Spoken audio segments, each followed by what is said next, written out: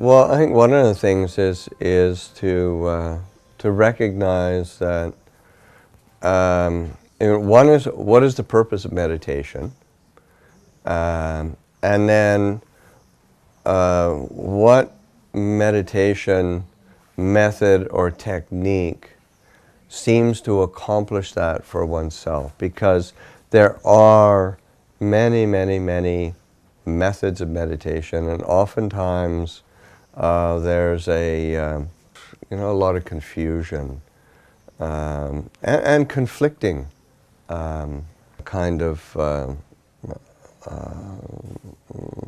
ideas around people sort of trying to, I mean, it's almost like advertising. You say, our method's the best, and it's I mean, it's kind of pathetic, because really what one has to sort of recognize that our mind responds to different things at different times, and how do we nurture and encourage our mind to take interest in being still and clear. Because that's what, say, mindfulness and meditation is the say methods or techniques to help the mind become still, steady, and clear. So in order to accomplish that, there needs to be a continuity of mindfulness or a continuity of awareness.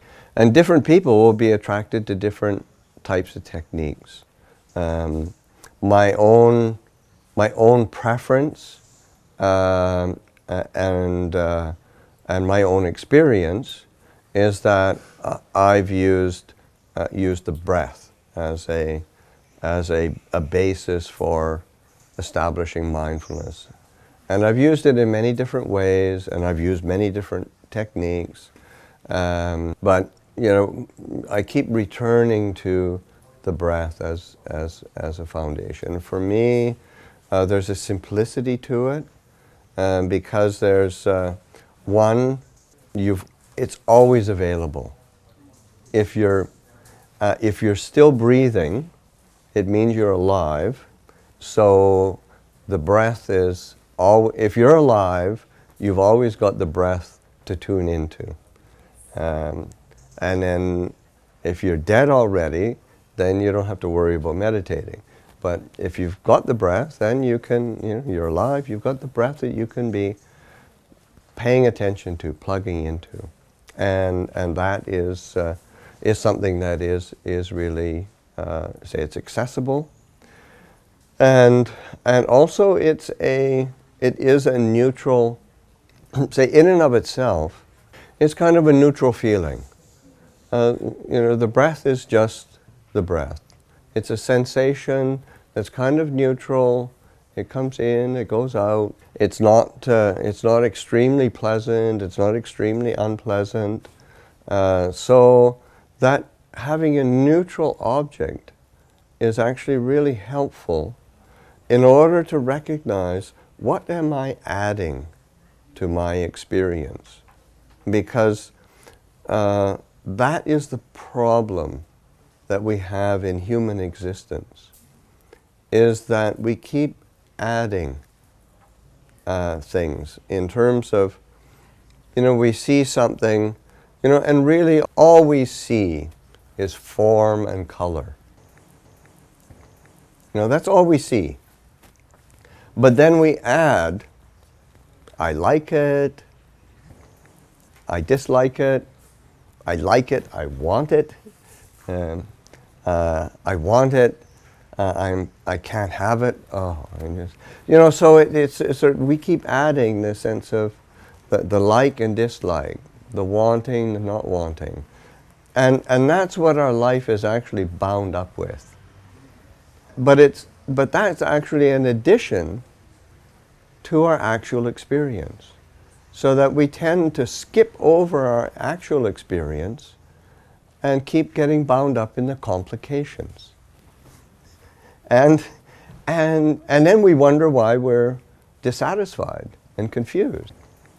So meditation is a way that we can come back to the fundamentals of our experience, relying on mindfulness and awareness, and seeing things clearly. And then if we do add something, then at least we know we're doing it.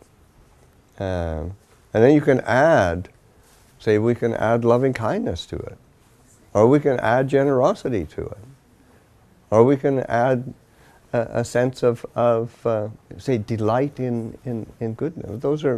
That's worth adding. Whereas the adding of desire and aversion, that just complicates things. Well, I mean, the main core is seeing clearly. So what is it that helps you see clearly? And that's actually, I'd say there's my teacher Ajahn Chah was once asked, should we meditate for long periods? Should we sit for long periods of meditation? And Ajahn Chah said, well, chickens sit on a nest for long periods. I don't see them getting wise. So a lot of it is it helpful? Does it support our practice? Because sometimes one of the things that we do in meditation is we can become very goal-oriented, so that we meditate in order to achieve a goal. My goal is to be peaceful. My goal is to become wise. My goal is to become a better Buddhist. And we take that goal, and it becomes goal-oriented, and then we stress out over it. And we make ourselves tight and tense. And meditation becomes something that we frustrate ourselves with, rather than making ourselves clear and happy. Meditation is being willing to sit still for at least a small period of time. I mean, mindfulness can be included in one's daily activities, and then sometimes people will sort of say, oh yeah, I don't need to sit in meditation because I can be mindful with whatever I'm doing. And it's like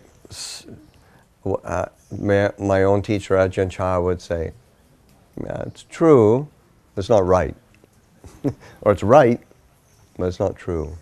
In that way, yes, I mean, that's a good theory, but it's helpful to actually stop for periods of time. So you're sitting quietly, having a good posture where one's sitting upright, and not being too tense or too tight, being relaxed but upright, because there's a certain energetic quality, and that establishes a sense of alertness and presence. So being alert and present, and then paying attention, closing one's eyes, and just paying attention to the sensation of the breath as it comes into the body, say through the nose, the feeling of it coming into the body, the chest expand, the stomach expand, rising, the abdomen falling, the breath coming out the tip of the nose. It's sort of a simple rhythm that is quite, in and of itself, it's actually quite soothing. But then being able to be present with that and to take an interest.